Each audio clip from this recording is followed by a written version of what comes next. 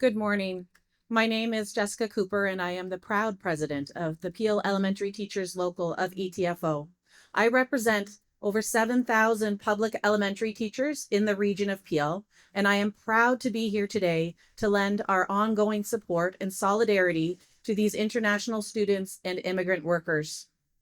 These folks out here for 3 months now have been doing what we all need to do, working to draw attention to the oppressive and short-sighted policy changes that unfairly target international students and immigrant workers, but even more so, that blatantly exploit them as disposable labor.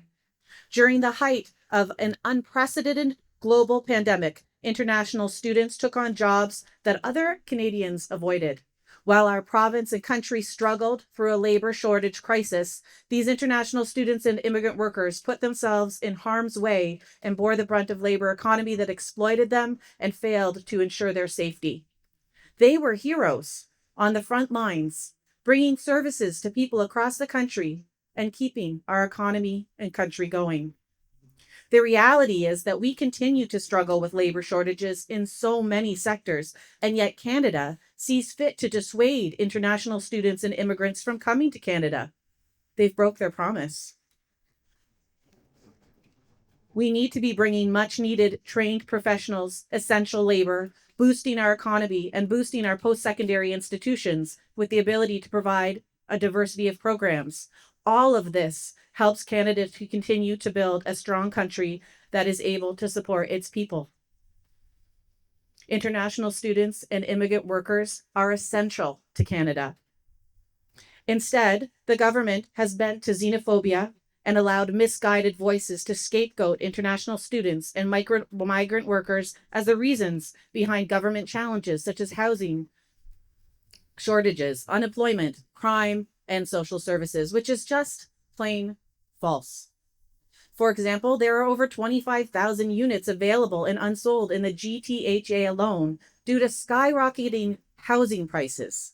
International students and immigrant workers did not create the housing crisis. They're not the ones responsible for it, and they shouldn't be the ones blamed for it. It is the government that is to be blamed, allowing building corporations to focus solely on their bottom line instead of the dire need for affordable housing. To blame international students and immigrant workers for this crisis is both racist and irresponsible.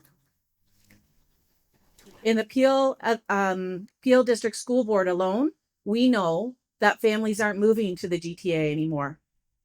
They can't afford to live here. Our enrollment is dwindling, and therefore our educational programs are dwindling. And yet we're telling people to leave. It's not okay. By the end of this year, 70,000 postgraduate work permits will expire. And by the end of next year, another 200,000 PGWPs will expire. That's almost 300,000 willing and educated workers who will be forced to leave the country or find themselves living and working in Canada with expired visas, putting them in increasingly precarious and unsafe situations, all while they continue to keep our country and economy running. No, my fingers are frozen. With Canada's elderly population projected to grow by 68% in the next 20 years, Canada needs to do better. Canada needs to ensure it has enough workers and a tax base to keep the country stable. Who will these people be? Surely, if Canada continues to treat international students and immigrants as it is now, the country will become less and less desirable as a place for families to set down roots. How will we support the ongoing and increasing needs of this country? Canada needs to keep its promises. Canada's actions are racist, unjust, short-sighted, and frankly, irresponsible. As elementary teachers in Peel, we are calling on the federal government to act now. Act now by extending the work permits expiring in 2024-25. Act now by creating a fair pathway to permanent residency. Keep your promise. Act now by stopping labor market impact assessment exploitation. Act now by implementing a 5-year postgraduate work permit for all international students.